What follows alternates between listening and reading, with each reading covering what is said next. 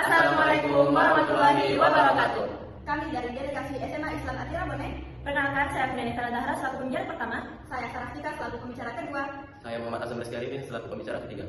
Atira, Anggun, unggul, cerdas. Jujur sekalian sadari, kita telah hidup di dunia yang sudah berkembang itu pada akhirnya, di mana teknologi mutakhir sudah mulai terlihat di mana-mana jauh juri. Dan salah satu yang paling sering digunakan oleh kalangan masyarakat saat ini jauh juri itu AI, dan yang dapat dilihat telah membawa banyak manfaat bagi kehidupan manusia. Namun di balik dampak positif dari penggunaan AI itu sendiri, kita perlu sadari bahwa adanya dampak negatif yang dapat mengancam kehidupan manusia itu sendiri jauh juri. Karena kami sadar akan hal itu, maka kami berdiri sebagai stand oposisi dengan emosi penggunaan AI pada proses belajar mengajar. Kemudian maka pada poin definisi kami yang pertama, menurut salah satu ilmuwan teknologi yang bernama Herbert Simon, beliau mengatakan bahwasanya artificial intelligence atau AI adalah sebuah cabang ilmu pengetahuan yang mempelajari bagaimana kita menciptakan komputer sehingga dapat melakukan hal-hal yang saat ini dapat dilakukan dengan baik oleh para manusia. Kemudian yang kedua adalah belajar mengajar. Belajar mengajar adalah sebuah proses yang dimana terjadinya pentransferan ilmu antar dua stakeholder yang mana hal ini berkaitan dengan guru dan juga siswa yang dapat memberi beberapa tujuan, yakni A.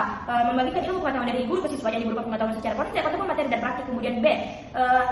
Pembentukan karakter siswa, yakni mencakup hal-hal seperti nilai-nilai dalam kehidupan dewan juri dan terhormat seperti kejujuran, tanggung jawab, dan lain sebagainya dewan juri. Hal ini juga penting karena berkaitan dengan interaksi antara siswa dengan orang lain dewan juri. Maka dari itu, secara keseluruhan kami mengkarakterisasikan maksud dan emosi ini adalah menggunakan AI di setiap mata pelajaran yang diajarkan di proses belajar mengajar di sekolah di sekolah seperti pada mata pelajaran matematika, IPA maupun IPS dewan juri. Kemudian masuk pada poin latar belakang kami, sadar kembali dewan juri terhormat kita telah memasuki era di mana teknologi telah berkembang begitu pesatnya sehingga AI sendiri telah seringkali dimanfaatkan dalam proses belajar mengajar itu sendiri dewan juri. Contohnya adanya beberapa platform yang telah menampung berbagai pembelajaran adaptif yang dapat menyesuaikan materi dari seorang guru dengan kebutuhan siswanya itu sendiri dewan juri. Sehingga realita yang terjadi masa sekarang ini telah banyak sekali menerapkan AI dalam proses belajar mengajar mereka hampir di semua mata pelajaran dewan juri. Bukankah? Namun sadar kembali, bukankah sistem pendidikan Indonesia masih saja menghadapi berbagai macam tantangan dewan juri? Bukankah dengan penggunaan AI berlebih muncul justru dapat berpotensi untuk memunculkan ataupun memperburuk masalah yang terjadi dewan juri? Kemudian maka pada poin tujuan kami yang akan kami raih pada pembahasan kali ini, di mana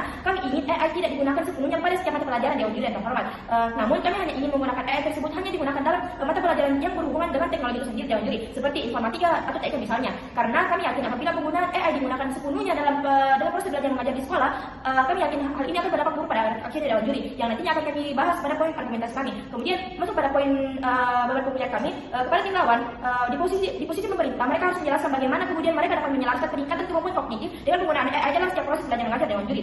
Yang tentu saja hal itu sangat bertolak belakang, bukan? Kemudian sebagai tim oposisi, kami akan membuktikan mengapa demikian penggunaan AI dalam setiap proses belajar mengajar dapat memberikan dampak buruk beserta risiko-risiko yang tidak diinginkan dewan juri. Kemudian kami pun harus membuktikan mengapa dengan melarang penggunaan AI di setiap proses belajar, mengapa perlu adanya pelarangan penggunaan AI di semua proses belajar mengajar dewan juri. Namun hanya memperkenalkan pada mata pelajaran yang bersifat langsung seperti TIK ataupun informatika yang bersifat langsung dengan teknologi dewan juri.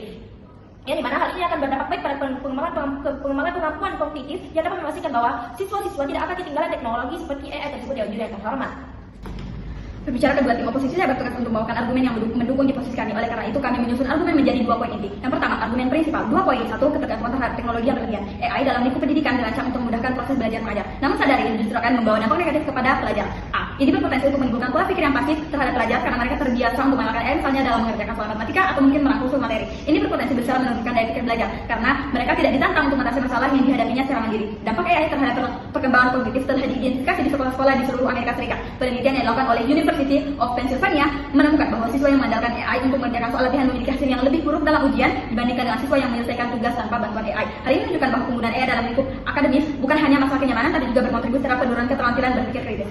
D. Sadari proses pendidikan pada dasarnya adalah proses yang sulit, maka tentu para pelajar harus berusaha untuk melewatinya dengan baik. Sehingga penggunaan AI yang notabene-nya adalah sistem yang dirancang untuk memudahkan dalam proses belajar mengajar ini berpotensi mengurangi daya juang mereka dalam dunia pendidikan. Pada akhirnya daya juang mereka akan berkurang atau bahkan hilang karena mereka terus mengandalkan AI untuk mengerjakan tugas-tugas mereka. Padahal daya juang penting untuk dididik karena ini menjadi salah satu motivasi untuk belajar yang akan berdampak terhadap masa sekarang maupun masa depan. 2 poin ini menjelaskan mengapa kemudian menggunakan AI dalam proses belajar mengajar adalah suatu hal yang buruk karena berdampak buruk terhadap keterampilan yang dimiliki oleh pelajar. Kekhawatiran Castro bahwa tidak hanya penggunaan AI ini akan membuat pelajar ketinggalan zaman yang sudah serba teknologi itu pada akhirnya, tidak akan terjadi di sisi kami. Sadari bahwa ini tidak akan terjadi karena kami hanya menolak penggunaan AI dalam proses belajar mengajar di setiap mata pelajaran sebagaimana karakterisasi yang disampaikan di pembicara pertama. Namun kami tetap mendorong penggunaan AI dan pengenalan AI yang sebetulnya telah dijalankan di status quo seperti pada mata pelajaran TK yang bersentuhan langsung dengan AI itu sendiri. Lagi pula kami hanya kontra terhadap penggunaan AI yakni kecerdasan buatan, tapi tidak berarti kami melarang penggunaan teknologi dalam proses pembelajaran. Poin kedua, menurutnya kualitas pengajar. Sadari kemampuan pengajar dalam mengajar juga menjadi parameter kesuksesan pelajar dalam menempuh pendidikan, sehingga penting untuk memperhatikan kualitas seorang pengajar. Kami percaya bahwa penggunaan AI oleh pengajar dalam proses pembelajaran dapat menurunkan kualitas pengajar. Tugas seorang pengajar bukan hanya sebagai sumber pengetahuan, tapi juga sebagai fasilitator, motivator, dan pembimbing dalam proses belajar mengajar. Sehingga salah satu parameter bagaimana kemudian seorang tenaga pengajar menjadi tenaga pengajar berkualitas adalah bagaimana kemudian mereka dapat berinteraksi dengan siswa mereka dengan baik. Sadari dengan adanya AI tentu saja para murid akan lebih bergantung kepada AI tersebut sesuai yang telah kami jelaskan kepada Anda. Lalu karena ketergantungan AI, siswa akan meminimalisir pertanyaan yang mereka lontarkan kepada guru karena mereka berpikir bahwasanya ada AI yang dapat mereka andalkan. Namun sadari, ini justru akan mengurangi interaksi timbal balik yang terjadi antara pelajar dan pengajar. Dan nantinya karena interaksi timbal balik yang sangat minim inilah yang kemudian menurunkan kualitas pengajar karena tidak dapat mendorong adanya interaksi yang baik antara mereka sehingga dapat menurunkan kualitas proses pembelajaran di kelas.